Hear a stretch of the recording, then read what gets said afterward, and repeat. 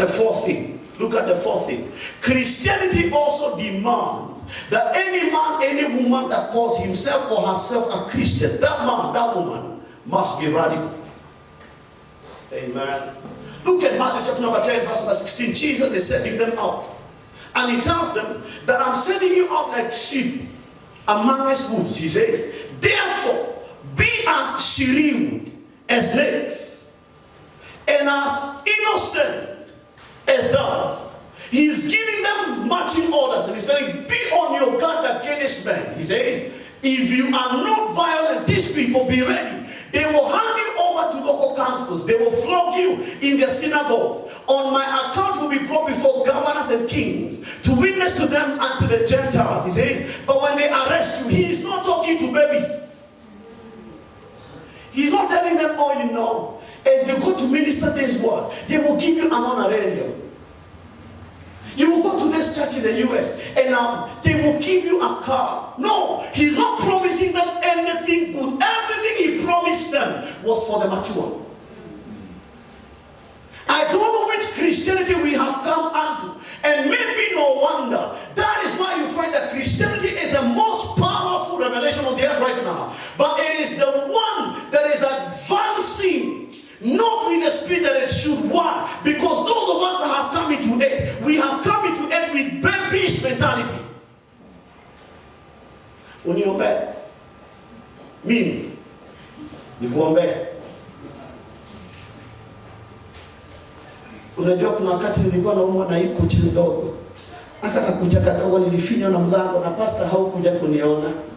Wewe sasa mimi kuja nikuje nikuone. Unajua kuna hii siku ambao tumekula tu ugali na sukuma.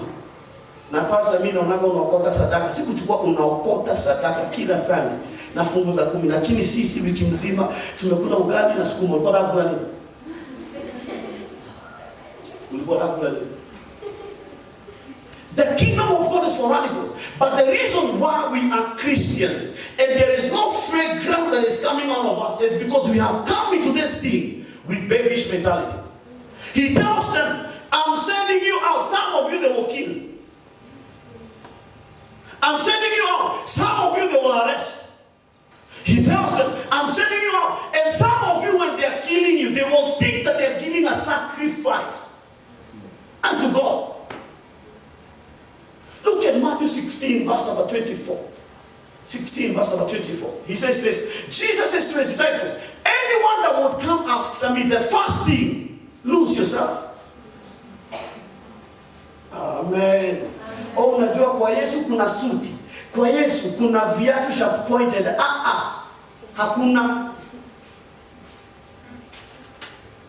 Amen. Ndio maana watu wengi wanaokoka after a period of 2 months wanarudi nyuma. Because we always promise them nice. And they always hear of us talking nice. So they come into this nice and they cannot see the nice in it. Jesus says, if any man would come after me, the first thing, deny yourself. Tell me which is easier. He says deny. The second thing he says, take up your cross. The third thing, look at Luke 9 verse number 23 because I think that one is even more grave. This one is a bit nice. He says that he must deny himself. Then he says about the cross, he says daily. Do you understand that Jesus only carried the cross once? Once. But he's saying, if you really want to be called a Christian, you must carry your cross every day. What does that tell you? Every single day. It is a day that you are a candidate of persecution, torture, arrest, wrongful arrest. Every day of your life. Paul says, I die daily.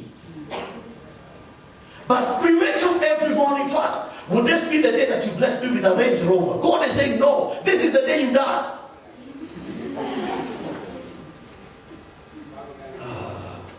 Our expectation, our pursuit, he says, let them deny. The second one, take their cross. Then he says, then they are ready to follow me.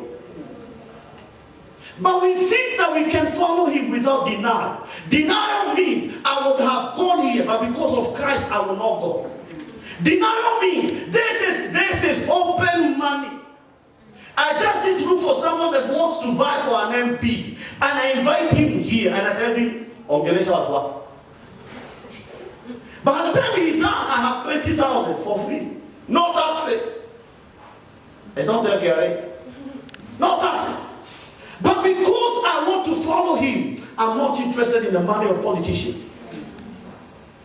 I was telling a pastor who visited my house last night, I told him I have said it before, and I need to start saying it now because 2022 is already here. That on this platform, call it whatever you want to call it, this order, I will never allow a politician to vote, not to move for votes here, even if it is you. Kama unahama sahi, maana hii kanisa hapa hautaitishia kura hapa. Hapa tutaitisha tu kura moja, inaitwa Yesu.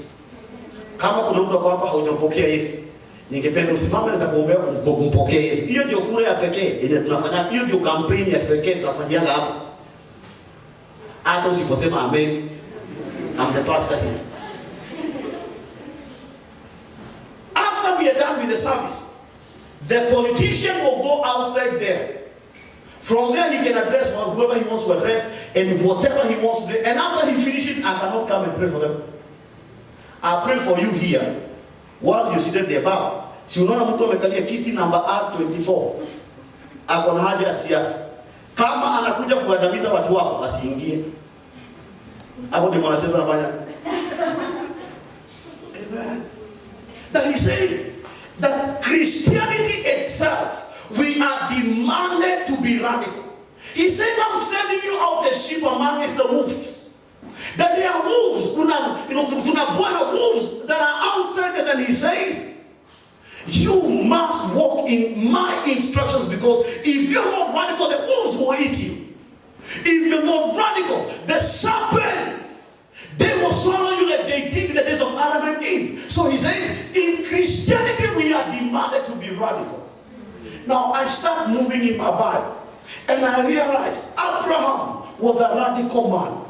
How do you leave your own house and go to a land where you do not know if you're not radical? Noah was a radical man. How do you start building a ship?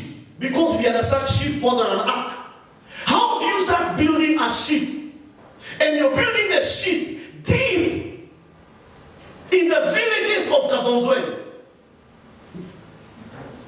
They have never seen water. There is no rain.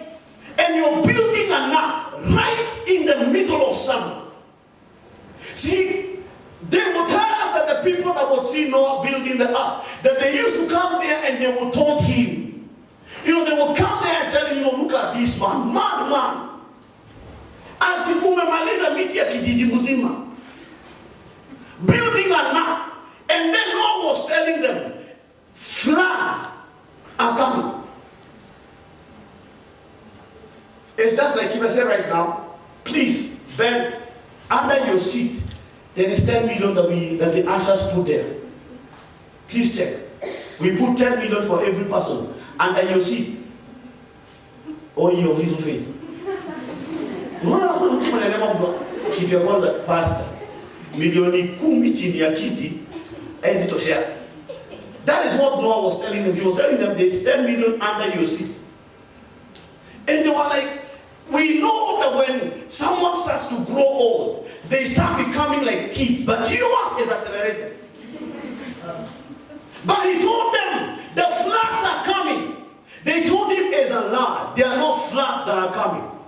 But after he is done with the ark, and he enters into the ark with his family, 8 people, and animals that were taken, the male and the female, all the species, and they put them in that ark, the floods came 40 days and 40 nights, and there is nothing that was alive, that was left alive on the entire soil.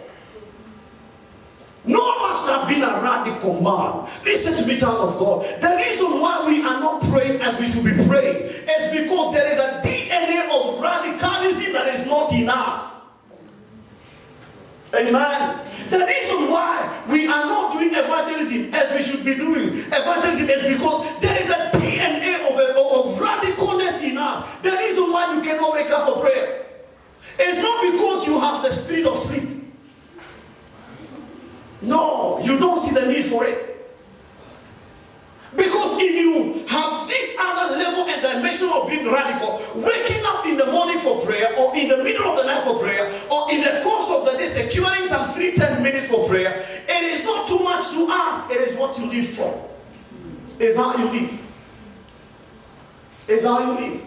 The reason why you find that even coming to church on Sunday, it is a register kind of a thing. On Sunday. It's not more so that I will pour out my heart before God. It's not so much more that I would know Him, that I would have fellowship with Him, that I would encounter Him. The reason why, if right now we say, let us rise up, let us pray, let us worship God.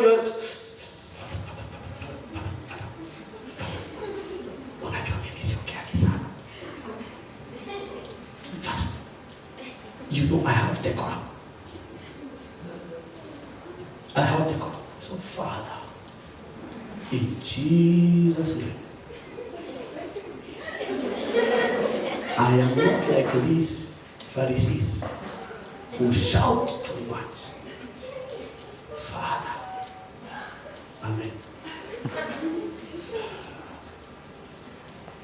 Give me any name in the Bible. David is a small boy. He comes into a battle that people have been fighting for 40 days, 40 nights. They have not cracked the battle. But the boy comes, and he does not even use their weapons and their clothes of warfare. But he comes with a sling until the big boss called Goliath asks him, you come to me with a sling and a stone. Am I a dog? And David is like, yes, you are. One thing I love about David knew to kisimama mimi na mtu.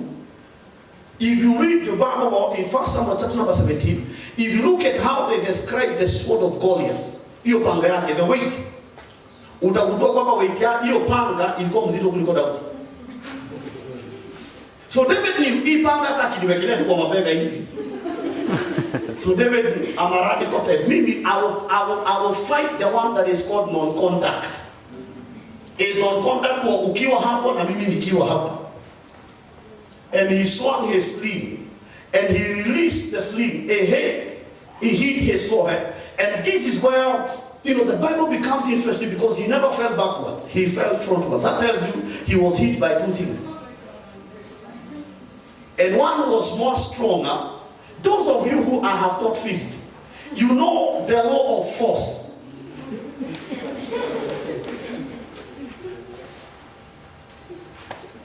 I have taught you physics. You know the law of force. And the law of force states that every object will move in the direction of where the force is forcing it to. So if I apply force on my Bible, it will move in the direction of where the force is forcing it to, or pushing it to. But the stone that he Goliath, he never fell backward. He fell frontwards. That tells you there was another force on his back that was greater than the stone.